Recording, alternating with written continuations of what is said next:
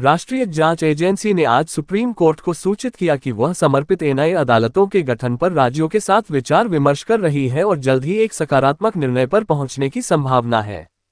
न्यायमूर्ति सूर्यकांत और न्यायमूर्ति जोयमाल्या बागची की पीठ उस मामले की सुनवाई कर रही थी जिसमें उसने पहले गैरकानूनी गतिविधियां रोकथाम अधिनियम यूएपीए और महाराष्ट्र संगठित अपराध नियंत्रण अधिनियम मकोका जैसे कानूनों के तहत विशेष मामलों की सुनवाई के लिए समर्पित अदालतों की आवश्यकता पर जोर दिया था।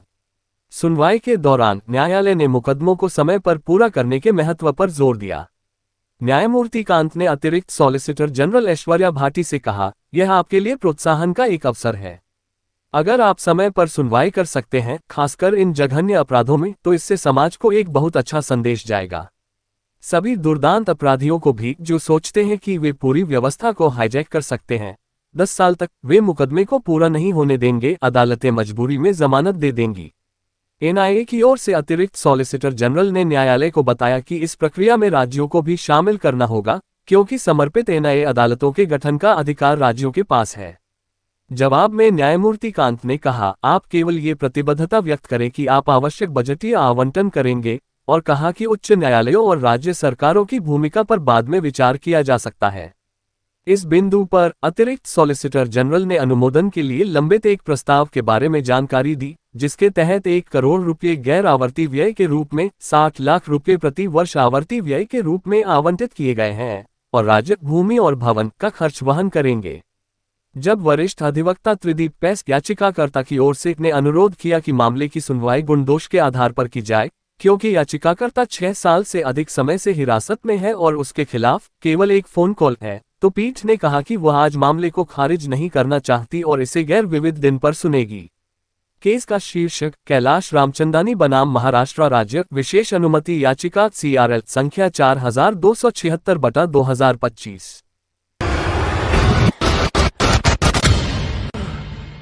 लायंस क्लब विजयनगर द्वारा शिक्षक दिवस के अवसर पर क्लब सदस्य के रूप में जो सेवानिवृत्ति व वर्तमान शिक्षक जो भी था, उनका लक्ष्मी नारायण मंदिर विजयनगर में दुपट्टा सर्टिफिकेट नारियल स्मृति चिन्ह देकर सम्मान किया गया।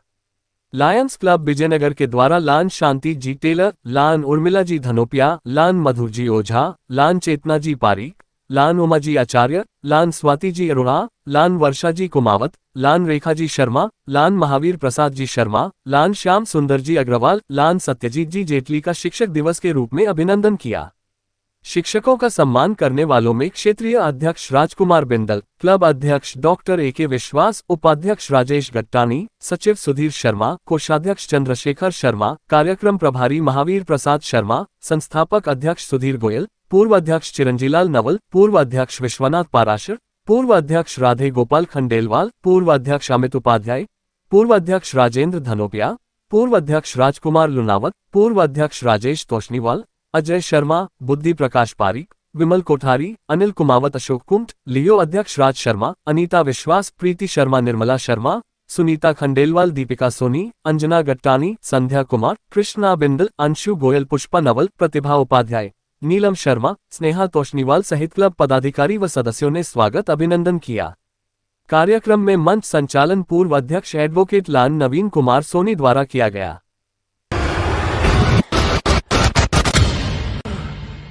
सुप्रीम कोर्ट ने गुरुवार को देश भर के पुलिस थानों में CCTV कैमरों की कमी पर स्वतः संज्ञान लेते हुए एक मामला दर्ज किया।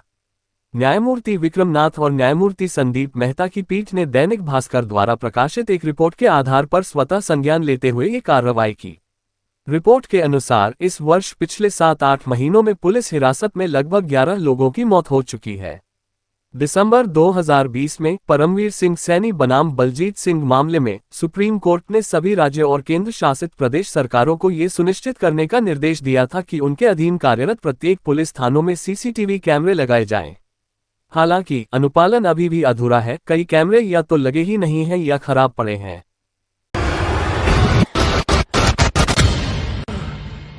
राष्ट्रीय जांच एजेंसी ने आज सुप्रीम कोर्ट को सूचित किया कि वह समर्पित एनआईए अदालतों के गठन पर राज्यों के साथ विचार विमर्श कर रही है और जल्द ही एक सकारात्मक निर्णय पर पहुंचने की संभावना है।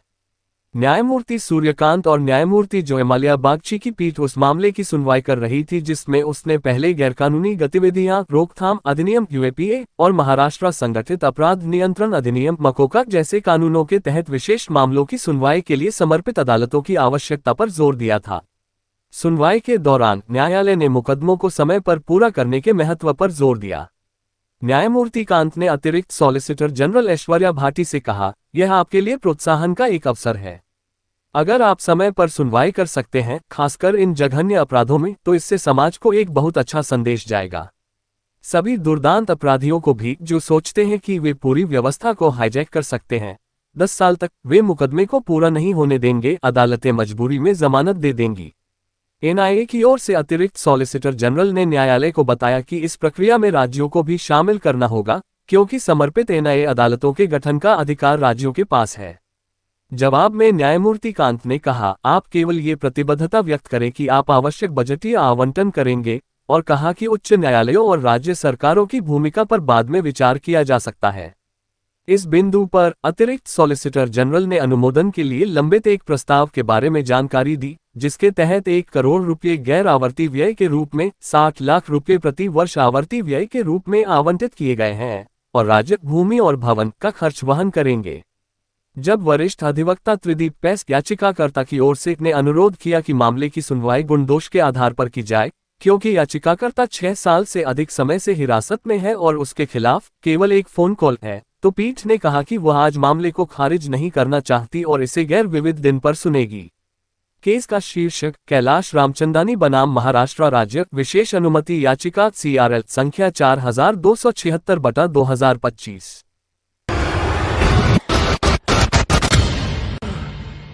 दयानंद महाविद्यालय के प्राचार्य डॉक्टर लक्ष्मीकांत शर्मा ने गुरुवार को समाजसेवी एडवोकेट व पत्रकार डॉक्टर मनोज आहूजा का माला व साफा पहनाकर अभिनंदन किया। प्राचार्य शर्मा ने बताया कि डॉक्टर मनोज आहूजा वकालत एवं पत्रकारिता के क्षेत्र में काम के साथ साथ समाजसेवा का कार्य करते हैं, जो एक जाना पहचाना नाम है। वकालत एवं पत्रकारिता के अलावा भी आहूजा समाजसेवा से जुड़ी विभिन्न संस्थाओं से जुड़कर सक्रिय रूप से कार्य करते हैं। उन्होंने कहा कि एक वकील के रूप में समाज सेवा के साथ साथ सामाजिक सरोकारिता के कार्यों में आहूजा सदैव अग्रणी रहते हैं। समाज में व्याप्त बुराइयों के साथ साथ साइबर क्राइम के माध्यम से होने वाले अपराधों के बारे में आमजन को जानकारी देते हुए उन्हें सुरक्षित व जागरूक रहने की सलाह देकर उन्हें सुरक्षित रखने में महत्वपूर्ण भूमिका अदा करते हैं। आहूजा के द्वारा जिस प्रकार से साथ समाज सेवा से संबंधित कार्य किए जा रहे हैं, वो अपने आप में एक अनुकरणीय उदाहरण है। एडवोकेट आहूजा को निःशुल्क नोटरी करने, निर्धनों की निःशुल्क पैरवी करने सहित जन कल्याण के लिए पत्रकारिता करने पर जिला प्रशासन, उपखंड प्रशासन, न्यायिक विभाग सहित वर्ल्ड बुक ऑफ रिकॉर्ड द्वारा सम्मानित किया जा चुका है, जो वकालत के माध्यम से विभिन्न प्रकार से जन कल्याण एवं समाज सेवा का कार्य लगातार कर रहे हैं।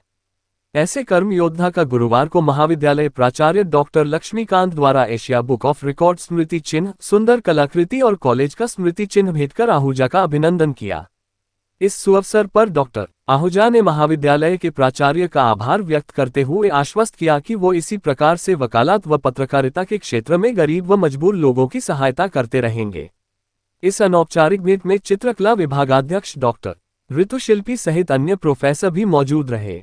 वहीं इस मौके पर आहूजा ने प्रिंसिपल शर्मा को महाविद्यालय में 8 साल बेमिसाल प्रिंसिपल के रूप में कार्य करने पर बधाई व शुभकामनाएं देते हुए उनका अभिनंदन किया।